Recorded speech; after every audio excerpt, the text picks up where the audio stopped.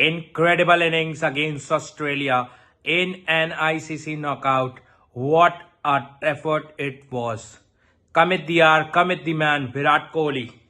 I think Kohli's inning was fantastic, and the way he has taken the control over the game and the way he has built that partnership with Iyer, I think it was a 91 run stand and tremendous. Both played very well against the spin.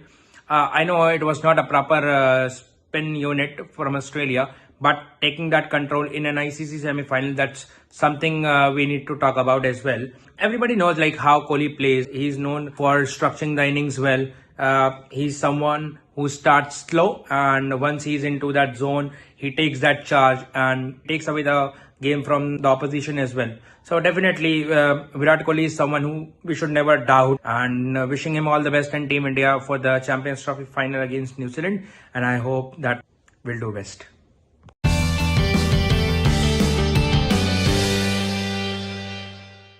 No, I'm not worried about Rohit's batting form. I mean, if you look at him, right, and you look at his performance over the last 3 or 4 years, it's not that has had low averages. In fact, he's been, like the last 2 seasons, he's been averaging 50 plus in one dayers, even though we didn't play a lot of one day matches last year. And then the year before, I think when we played about 27 matches, he had averaged about 50 plus. So to me, right, he's a champion player. He's a champion batsman. He usually plays well under pressure and, obviously leads the team, right, under pressure.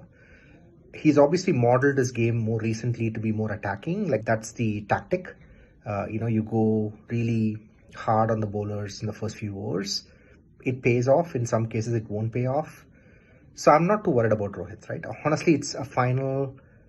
It could go either way, but I'm not worried, right? I mean, Rohit Sharma to me adds more to the team than just batting, right? His captaincy is obviously very good, and generally his game management is spot on.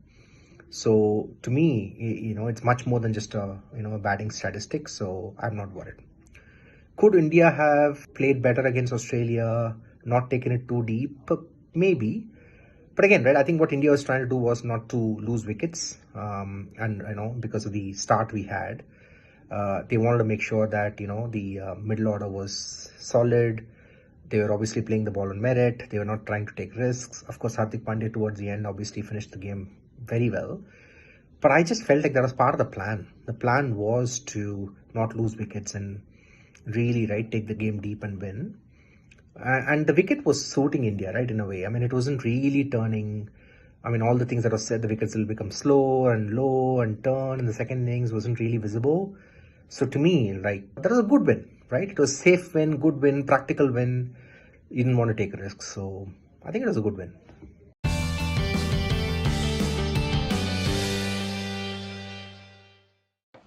So there have been talks about Ravindra Jadeja, whether he has to play as the fourth spinner or should we bring in Ashdeep as a fast bowling option. What I would say is Jadeja has been a great servant of the Indian team for the past 1.5 decades or so. He has been a really great bowler, good utility batsman, as well as an extraordinary fielder. So there is now no question of asking Jadeja to be replaced by a pacer like Arshdeep. And also he's really good in performing when the team needs, just like 2019 World Cup or any other contribution in crunch games, and he has performed particularly against New Zealand really well. And why should we change a winning combination when it's already doing good and spinners coming really good and controlling the game in middle overs in Dubai? That's one thing. And people are concerned about Shami's wrist and palm injury. So Shami has been hit in the New Zealand match while running just on the back of the right shoulder, but he came to bowl. In fact, he opened the bowling just like he always does. So it's a very small injury. Shami, being a fighter and one of the greatest bowlers in ICC tournaments, he will give his 200% to come and bowl and give best for our country. And people were also concerned about Hardik's injury. Like, he has strained his hamstring during rotation of a run when he partnered with KL Rahul during Australia in semi-final. He was hitting only boundaries, they were saying, and he was unable to run. I mean, it's a normal strain in the hamstring. He looked perfectly comfortable and he could walk freely. So I think it is not a major injury or a concern. Having 4 or 5 days for recovery, Hardik should be match fit and he will be a vital cog in the final.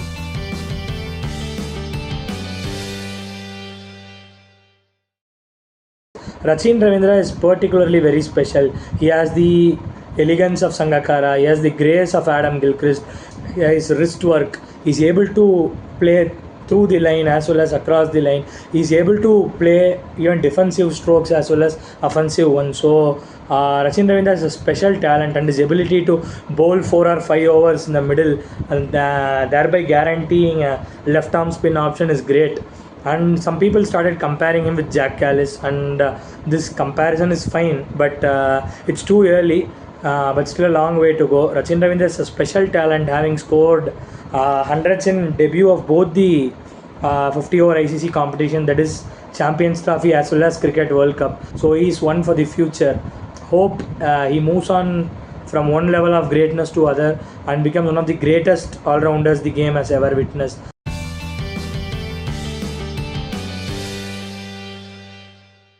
New Zealand's fielding is definitely a force to be reckoned with.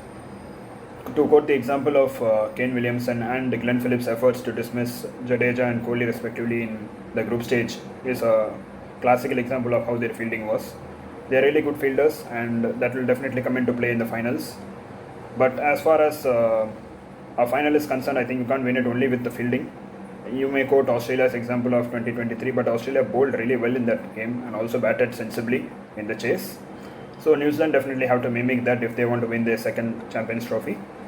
So what I would say is, New Zealand will have to put out their all-round effort rather than only focus on fielding. I think they should even focus on spin bowling and how to handle spin bowling, considering spin will play a major role in Dubai.